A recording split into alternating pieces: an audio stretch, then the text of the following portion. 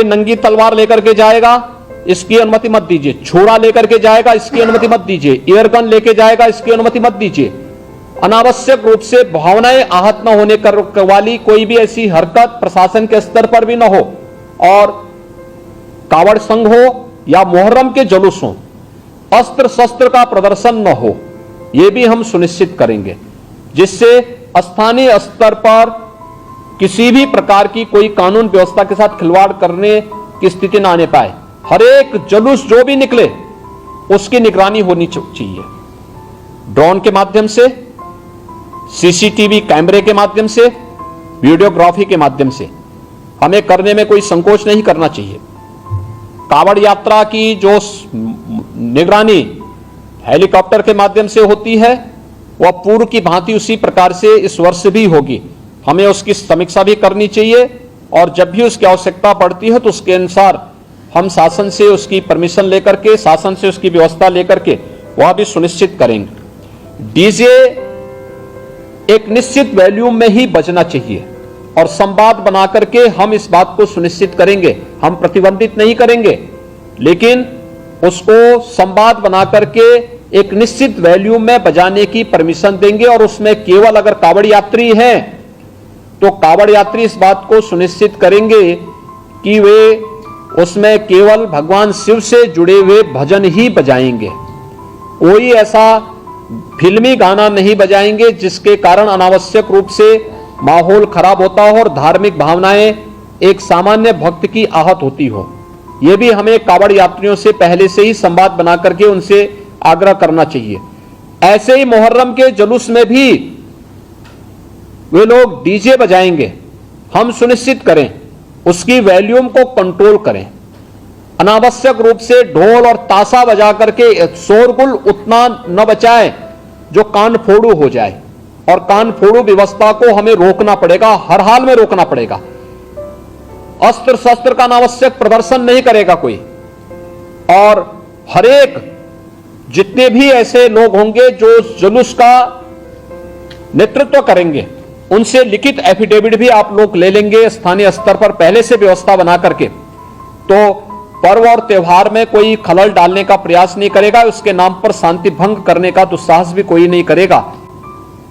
तो जितने भी ऐसे तत्व हैं जो एंटी सोशल हैं, एंटी नेशनल हैं, वे कुछ न कुछ गड़बड़ी करने का प्रयास करेंगे, माहौल को खराब करने का प्रयास करेंगे। इसलिए सतर्कता और सावधानी, इसके लिए संवाद हमारा महत्वपूर्ण है, और संवाद के माध्यम से इसके समाधान का रास्ता निकालना, इसकी समीक्षा रेंज स्तर पर, कमिश्नरी स्तर पर, जोन स्तर पर निरंतर होती रहे।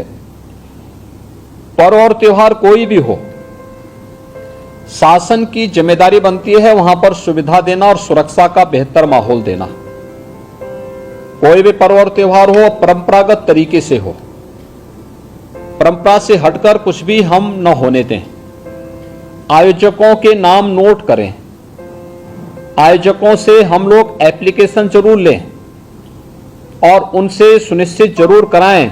हमने गृह विभाग को भी मैंने एक परफॉर्मा उपलब्ध करवाया था कि उसे हर एक जनपद में उपलब्ध कराएं, और उसी के माध्यम से अनुमति भी सुनिश्चित कराएं। शर्तें जोड़िए उसमें कि वह कहीं भी शांति को भंग करने वाली व्यवस्था, कोई भी ऐसा बयान नहीं देंगे, कोई भी ऐसा कार्य नहीं करेंगे जिससे शांति व्यवस्था भंग होती हो, या किसी जाति, मत, मजहब, वर्ग, संप्रदाय या किसी भी अन्य उसकी भावनाएं आहत होती हैं, कोई भी इस प्रकार की बयानबाजी न हो। इस पर ध्यान देने के लिए हमें जहां व्यवस्था बनानी पड़ेगी, वहीं साथ ही साथ हम इस बात को सुनिश्चित करेंगे बकरीद के लिए मुस्लिम धर्म गुरुओं के साथ और इस आयोजन के साथ जुड़े हुए जितने भी लोग होंगे उन सभी के साथ हमें संवाद बनाना होगा। कावड़ यात्रा के लिए भी हमें कावड़ संघों के साथ, कावड़ संघ हैं बने हुए हर एक जगह, उनसे भी संवाद बनाना पड़ेगा। अगर हम उसी स्तर पर संवाद बनाएंगे तो बाद में जब भीड़ इकट्ठी होती है तो उस समय समस्या नहीं खड़ी होती है, तब ये कार्यक्रम एक रूटीन का हिस्सा बन जाता है, फिर उसमें कोई समस्या पैदा नहीं होती है। इसलिए उन सभी चीजों को हमें पहले से ही एक संवाद बनाकर करना होगा। मुहर्रम के अवसर पर भी मुहर्रम से जुड़े हुए जो अलग अलग ताजिया लेकर के जाते हैं उनके साथ पहले से संवाद होना चाहिए। कहीं भी कावड़ यात्रियों का और मुहर्रम के जुलूस आपस में टकराने की नौबत ना आने पाए, इसके लिए पहले से रूट तैयार कर लेना, पहले से सुनिश्चित करना कि किसी की भावनाएं आहत भी न हो और दोनों कार्यक्रम संपन्न हो जाएं, परंपरा का उल्लंघन भी कहीं न हो, इस बात को सुनिश्चित करेंगे और इस पर हम लोग पहले से ही ध्यान देंगे जिससे कहीं भी कोई बात न हो।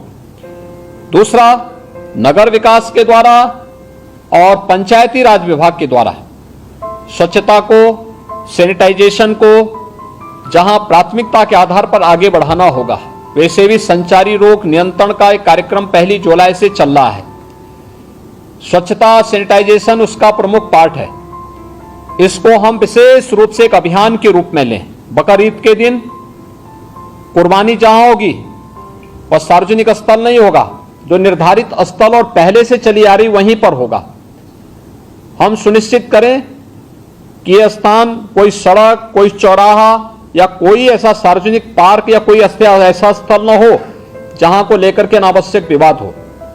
और कुर्बानी के बाद जो भी वहां पर सॉलिड वेस्ट पड़ा हो, उन सबको निस्तारण करने की भी व्यवस्था की जानी चाहिए, चाहे वह आयोजक करें, चाहे वह नगर निकाय या पंचायती राज विभाग से जुड़े हुए लोग करें।